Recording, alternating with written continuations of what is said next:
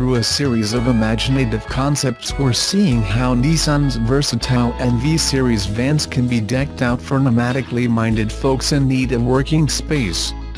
The latest to convert the vehicle's cargo area into a roaming workshop was cooked up with carpenters in mind, offering woodworking professionals the ability to mix their business with the pleasures of life on the road.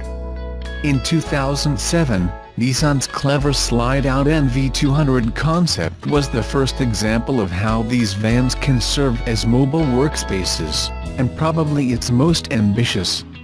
More recently, the company teamed up with the UK studio Hardy to fit out the interior with the bells and whistles of a modern office, including leather and chrome seats and an espresso machine. The two have again joined forces, but with a more blue-collar style of worker in mind.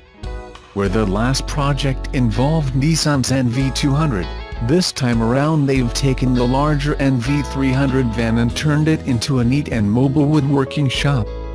Unveiled at the 2019 Brussels Motor Show this week, the new NV300 Concept-van is heavy on the raw woodworking theme with unfinished timber lining the floors, walls and ample storage cupboards.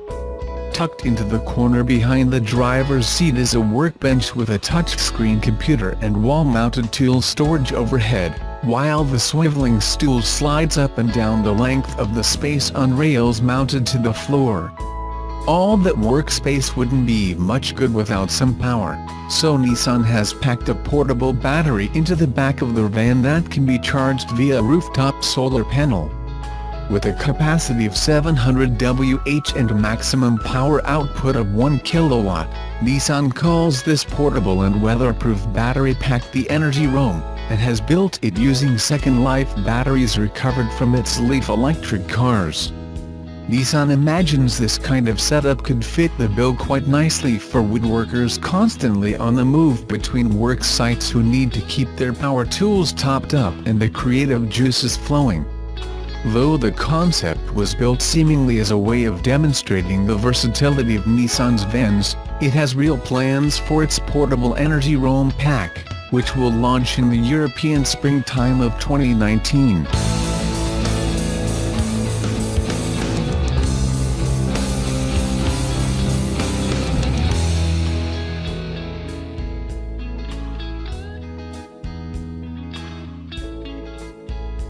Subaru just launched the highest horsepower WRX STI in the company's history, and it's coming to the US market only.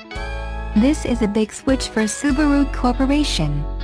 Before now, the only place you could get an S-Line STI was in Japan. Now Japan can only look and not touch this 341 horsepower STI S209. There are other facts that are more surprising.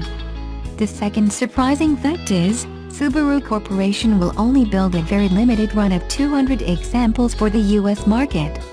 Usually, Subaru and STI will build around 500 of these limited edition STIs.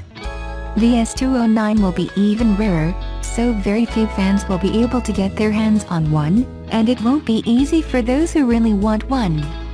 3. Subaru did not announce a price for the S209.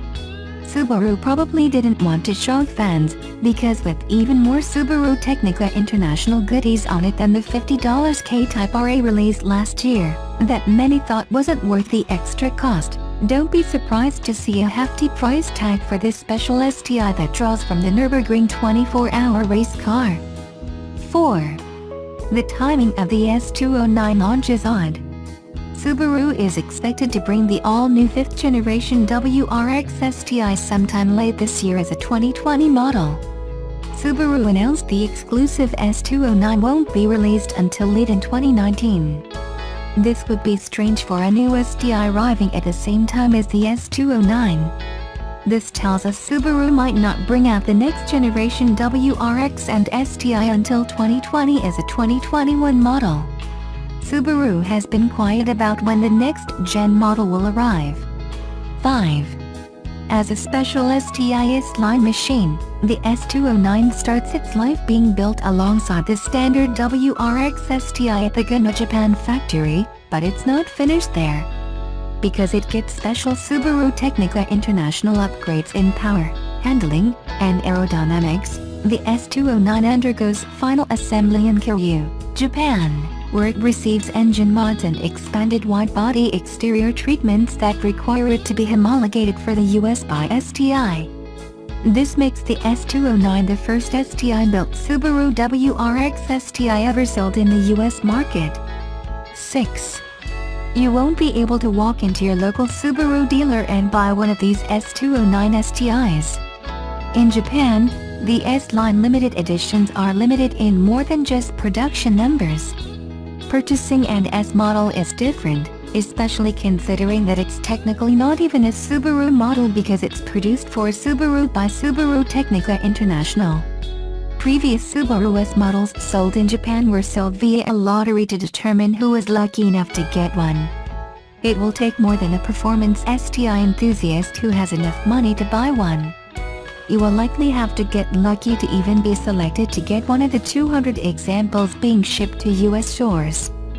Stay tuned for more details on how to get one and for pricing on the 2019 Subaru WRX STI S209 that could shock STI fans.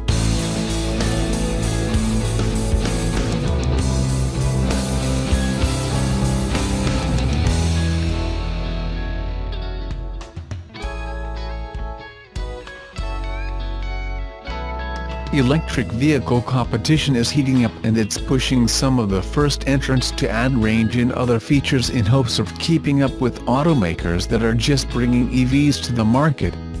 Nissan has been in this EV game for nearly 9 years now. The company has sold more than 380,000 Leaf vehicles globally since the EV first went on sale in 2010. And while it debuted a refreshed version of its all-electric Leaf just 16 months ago, the automaker is back with another Leaf variant that's packing a lot more range and power, as well as several other new features. Nissan unveiled this week at CES 2019 the Leaf E+, a version of the Leaf all-electric hatchback with 40% more range. The Leaf E Plus has a 62 kWh battery pack that has a range of 226 miles. That puts the Leaf E Plus just under the Chevy Bolt EV, which has a 238-mile range, the upcoming Kia Niro EV with 239 miles and the Tesla Model 3 mid-range variant with 264 miles. Pricing for the new Leaf E Plus hasn't been announced for the North American or European markets. In Japan, it will start around $38,000. Consumers might have trouble distinguishing the Leaf and Leaf E Plus. Other than a 5mm increase in overall height, the car's exterior and interior dimensions are unchanged. The Leaf E Plus has a revised front fascia with blue highlights and an E Plus logo plate on the underside of the charge port lid.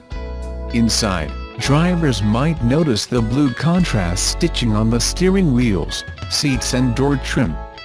The Leaf E Plus is also equipped with advanced driver assistance technology known as ProPilot and a one-pedal driving mode feature that allows the driver to start, accelerate, decelerate and stop using only the accelerator pedal.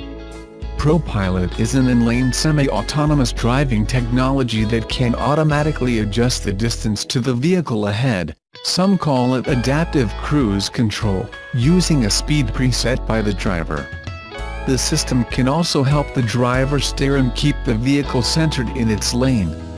ProPilot Park, which is available only on Japan and EU models, is a system that can provide vehicle acceleration, braking, handling, shift changing and parking brake operation to guide the car into a parking spot. Leaf E Plus models in North America and EU will have a larger full-color 8-inch display, with an updated navigation system that can be linked to a compatible smartphone. This thin-film transistor display features smartphone-like operation, including swiping, scrolling and tapping. The company said, applications, maps and firmware are updated over the air, instead of having to manually update by USB or at a Nissan dealership. Other new features include door-to-door navigation, which syncs the vehicle's navigation system with a compatible smartphone for driving and walking directions.